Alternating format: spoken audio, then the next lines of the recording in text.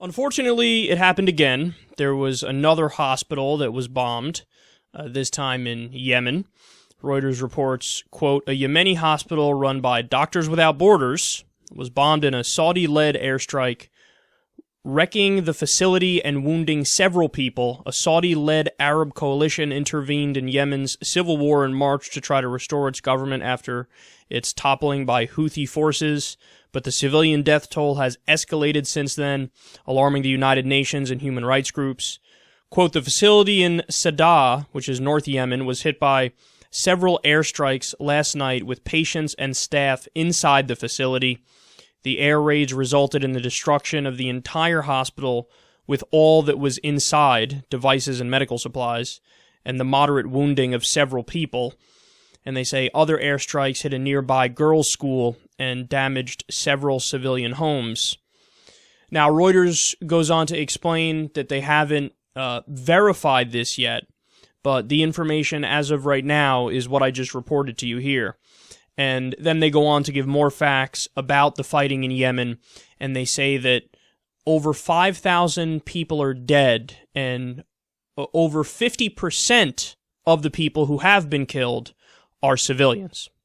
Now, last time we discussed this, I believe it was in reference to the UN and the fact that I believe it was France was calling for an investigation into the bombing in Yemen to try to figure out more specifically what's happening and look at the civilian death rate in detail and get into all the nuance of it. And the United States and Saudi Arabia blocked it. So Saudi Arabia is carrying out the bombing, and the U.S. is, of course, providing the weaponry and sometimes giving logistical support where they say, okay, here's where you bomb and here's where you bomb. So we blocked it because don't you dare ever try to do an investigation into our crimes, because our crimes don't count because we're the good guys. So what's the end result? Stuff like this. Now, when we discussed the bombing of the facility in Kunduz, immediately there were a bunch of people who, came out and said, well, I mean, this has to be an accident. I mean, the U.S. and our allies, we don't bomb hospitals. Well, first of all, that's not true because we've detailed 5 other occasions from the 1990s until today where indeed we did do it. Now, if you mess up once or twice or maybe even 3 times, okay, I get it. Shit happens. But when you 5 times up until recently, and then 2 times since then, and let's be fair and say this one, let's blame this one solely on Saudi Arabia, even though we don't know all the details of it, okay?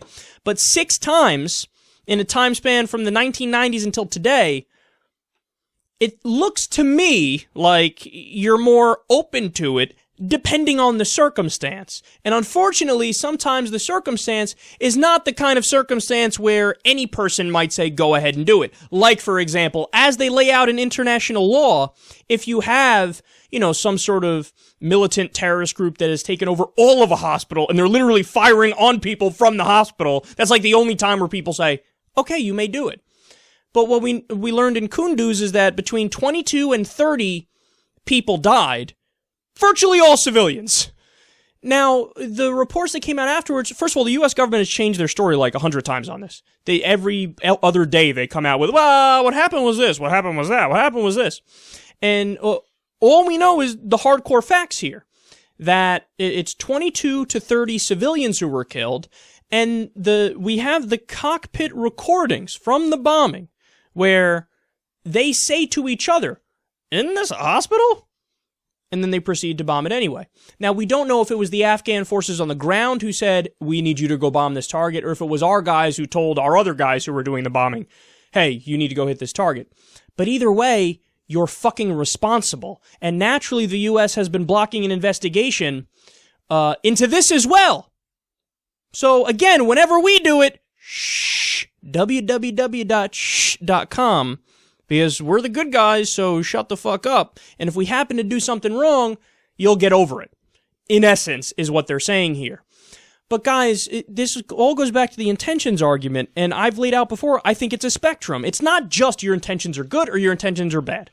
there's plenty of area in the middle of that spectrum where it's very murky. So if you're only trying to kill a Taliban guy or an Al-Qaeda guy and an ISIS guy, and you happen to get one civilian, but you killed like 9 Taliban guys, that's one thing, and you're morally culpable to a certain extent if you do that. But what we're talking about in the situation in Kunduz is you got virtually all civilians, maybe no Taliban people, but let's be kind and say you got a couple Taliban people, and it appears as if it was a decision that was made to do it. So think about that. We've made the decision, and even if you separate Kunduz from this and get rid of that and just use other examples that we know of as a matter of fact, where we bomb funerals of Taliban operatives.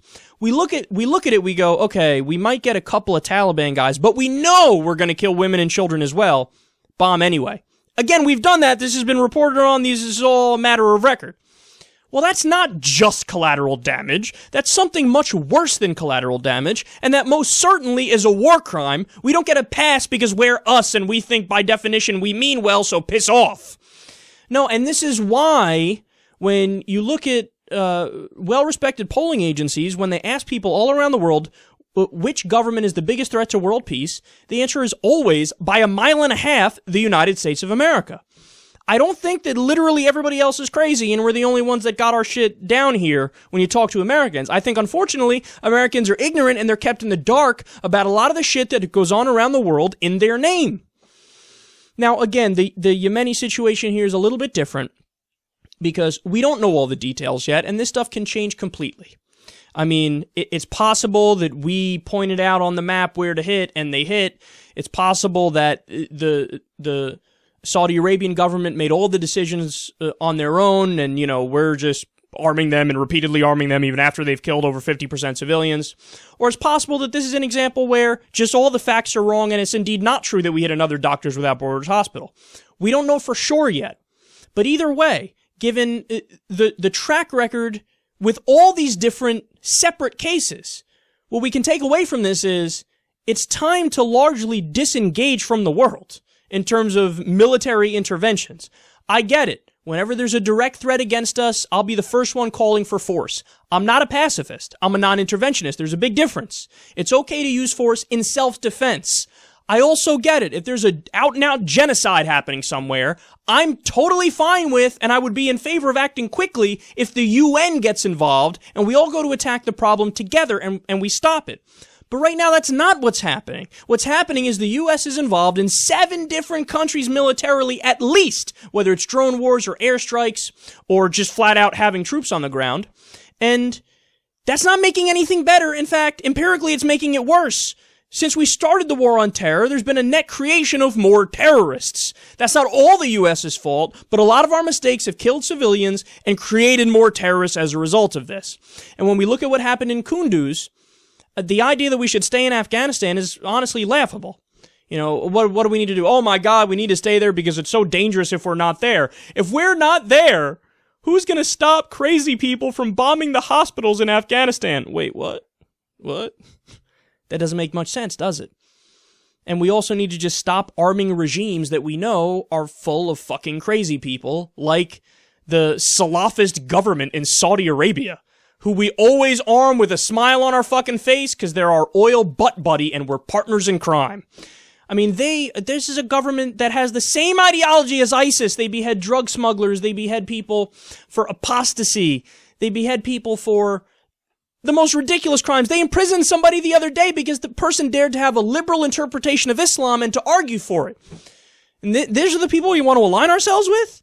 No, that shows that intentions are not just good or bad. It's much more murky than that. There's a spectrum of intentions, and I'm not going to excuse it when we arm Islamist rebels in Syria or when we arm the Mujahideen, as we did under Ronald Reagan in Afghanistan, because they were fighting the big bad Soviet Union. I'm not going to excuse it when we arm Saudi Arabia and sometimes help them bomb targets that end up being civilian targets. I'm not going to excuse it when we bomb hospitals in Afghanistan and then brush it off and stop any investigation from happening. No, it's time to be responsible. Take responsibility for your actions so we prevent it from happening again in the future.